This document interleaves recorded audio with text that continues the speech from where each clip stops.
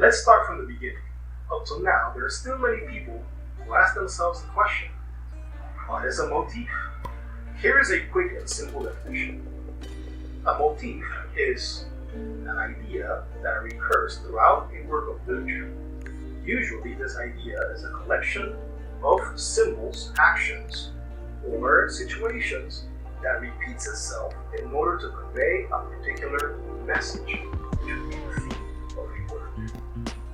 In order to more clearly understand what a motif is, it is important that we have a clear grasp over two literary devices that we have learned previously. What I'm going to do is I'm going to review over these two literary devices so that I can make sure that it is clear when we discuss about motifs.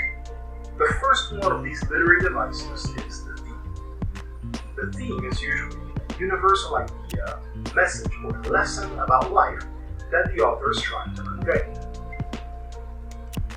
The theme goes beyond the scope of what actually happens in the story and more so represents a message about life that the author wants the readers to be able to grasp. The difference between the theme and the motifs is that usually a motif is much more specific and particular to the piece of work in which it is, whereas the theme usually is something a little bit more general and more applicable to life in general.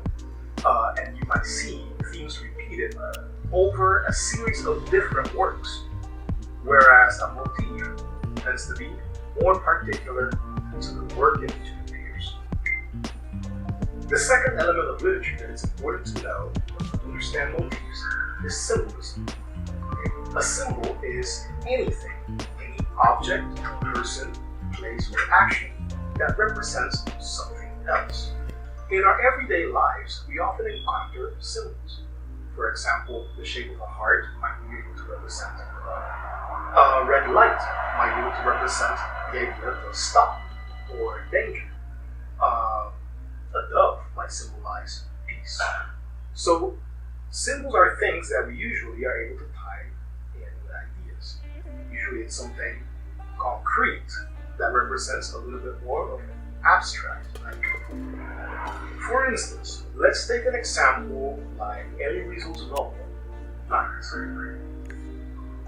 If we go all the way back to the Bible, when God creates the world, it says here in chapter 1, Genesis, verse 2, and the earth was without form and void, and darkness was upon the face of the deep, and the Spirit of God moved upon the face of the waters. And God said, let there be light, and there was light. So you already see that in the Bible, darkness or night could be a symbolism or represents a world where God is not present. Elie Wiesel takes advantage of this illusion in order to drive forward the message throughout his novel that he is living in a world void of God, a world of darkness. And if we notice, most of the difficult human suffering and terrible things that happen in that novel end up happening at night. First example, it is nighttime when Elie Wiesel's father gets interrupted in the middle of telling stories in order to be told about the deportation of Jews. Similarly, it is night when Eliezer first arrives at Birkenau, Auschwitz, and it is during night, specifically pitch darkness, when the prisoners begin their horrible run from Una. Another piece of literature with which you might be familiar is Edgar Allan Poe's The Raven. The raven that taps on the narrator's door as he mourns his lost love symbolizes the finality of her death. So we know that the main themes of a work are rarely expressed directly. For example, Shakespeare is not going to come and say, well, hey, here's a play about how love can be a contradiction. No. Rather, writers utilize imagery, plot development, and other elements of literature to slowly reveal an underlying message that they need to communicate to the readers. When the reader recognizes a pattern in the work that they're reading, specifically a pattern that has to do with the images, the plot development, the symbolism, that all ties in to one particular theme, now that pattern becomes the motif. Here's a more concrete example. The film, the platform, clearly carries with it a message about social structure and different ideologies. The director doesn't express this message directly. However, through our understanding of the symbols and imagery, we're able to recognize some possible messages. Spoilers ahead. One major theme is that there is not one right answer as to how society should operate. Our characters symbolize different ideologies. The platform that gets lowered with the tree could be a symbol for the abundance of resources that exists in the world. And the prison is a symbol of current social structure. The motif we see here is that none of the characters are able to correctly find a solution to the problem. At first glance, we may seem to identify a criticism of capitalism because of the interaction between these symbols. But the director shows that as soon as Goring and Bahara try out socialism to convince the other prisoners to willingly share their food, they end up killing half of the people they set out originally to help. In the end, the problem arises when you try to demand everyone's collaboration, and you see that it doesn't result in any significant achievement. This relationship between themes, motifs, and symbolisms can be visualized with different symbols making up a motif and different motifs making up a theme or supporting a theme. We can represent this with the following graphic. So, I understand at this point you might be a little bit confused. All of this sounds very similar. So sometimes it can be a little bit difficult to identify how a theme, for example, is different from a motif. Here are some key differences. The motif is much more concrete than an abstract theme. A motif will be composed of very concrete, specific ideas or symbols that the reader is then able to visualize. Motifs also seem to be much more specific to the work in which they appear, whereas a theme, like an archetype, can be a little bit more repetitive throughout history, throughout different cultures, and appears in many different forms. For instance, you may have heard of several stories that talk about the complexity or paradoxical nature of love, but it would be very difficult to find many stories that use specifically the same symbols or motifs to communicate this same message. Now we have the difficulty of understanding the difference between motif and symbol.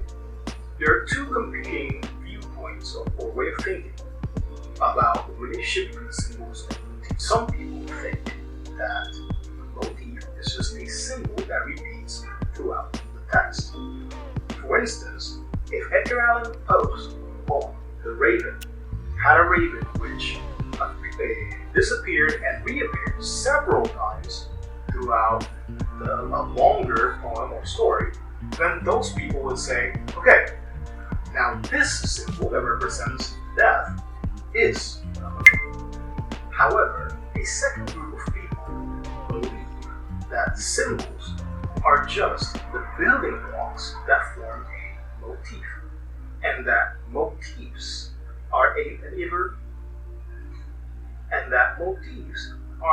even bigger building block that basically serves as an overarching pattern that builds up or reinforces the theme in a story. These people would say that even if the raven appears and disappears throughout the poem, the raven is just a symbol, and that in reality, the motif of the raven together with all the other events and symbols that happen within the text are just part of a larger motif of the thresholds and the borders that happen between life and death. And it helps us explore them. And it helps us explore the theme of losing touch with reality and the boundaries that we cross when we die. The first reason that writers use motifs is to organize the symbols, images, the plot development of the story into a broader pattern that is able to communicate a message or the theme that writer wants to communicate in the story, that message about life. The second idea is that using a motif helps a writer to create a sense of structure and continuity through the story by using a pattern that recurs throughout the work and that the reader comes to expect. The third reason as to why a writer would use a motif is that it helps the writer weave a story that is cohesive, and they can use that motif to connect different parts of the work that might seem unrelated. But once that image or plot structure reappears, the reader immediately catches that and is able to piece the story together. And lastly, using a motif helps the writer to subtly restate and remind the reader of certain ideas throughout the work, using a vivid and often memorable. Now that you have learned these ideas, I challenge you to go out there into the world and look at it through that lens. Now, when you're reading the novels that you like, or watching shows online, or watching a movie, think about this. Why is the author showing me these symbols? What are the patterns that the author is creating for me? What symbols is the author showing me? What images is the author continuing to use or repeat over his work? Why? What is the author's purpose or message in showing me these things? This thought process will really up your game when it comes to analysis, and can come in handy in the future when you become the one in charge of communicating a message to those around you. Thanks for being with me in this video, paying attention, taking some notes, and using this knowledge in the future. See you.